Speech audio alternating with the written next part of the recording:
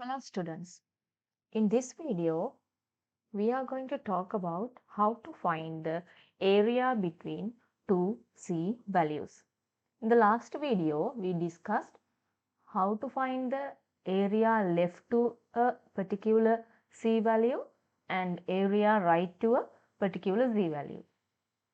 Here we are going to find some area in between two C values. According to the graph I have drawn here, you can see that the red color area, this area is in between minus 1.31 and 2.54. So, how we can find this area? You know that the table, standard normal distribution table, only gives us left area to a particular Z value. This is how we denote the area colored here, that is minus 1.31 and 2.54, area between those two values. So, how we can find that one? Okay, let's look at that. If I take the total area left to 2.54 and the area left to minus 1.31 and do the subtraction from this one to this one, will result the area between these two Z values. That means if you get the total area left to 2.54 minus, and we are going to reduce the amount or the area left to minus 1.31, right? Then you will get this area. Okay, this is the area, left side area belongs to 2.54 and this is the left area belongs to minus 1.31, and this is how we write the probability values for those two areas. And now we should find out what are the probability values or the area for 2.54 and minus 1.31. Okay, here is the 2.5 and 4. This is the value.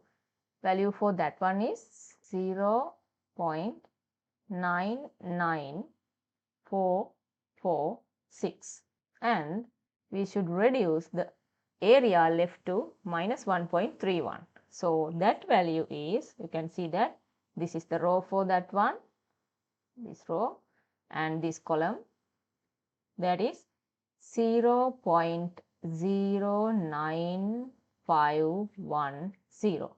So if we do the calculation, that area is 0.89936. You can round this up to 4 decimal places, so 8994.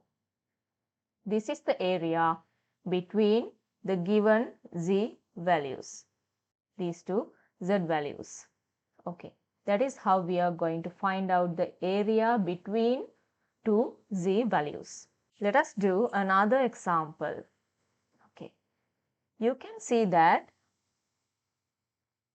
minus 2.25 and 2.25, the same number with positive and negative. You know that the area that I am going to color is equal because of the symmetric property in the normal distribution. Okay, now the area that I colored in red is equals because of the symmetric property. Why that symmetric property comes here is we have the same number with positive and negative. So if we write down this blue area, in order to find out this blue area, if you write down that area in terms of, in the way what we did last, it will be something like this. The total area left to 2.25 and we are going to reduce the total area left to minus 2.25. Then you will end up with the area of this blue part. But in addition to that one, without going in that method, how we can find this one is very easy. You can find this area, the red color area, using this table. Okay, that is minus 2.2, this one, and 5 is this one, right? Minus 2.25. Okay, so this area, probability z less than minus 2.25 is equals to 0.01222.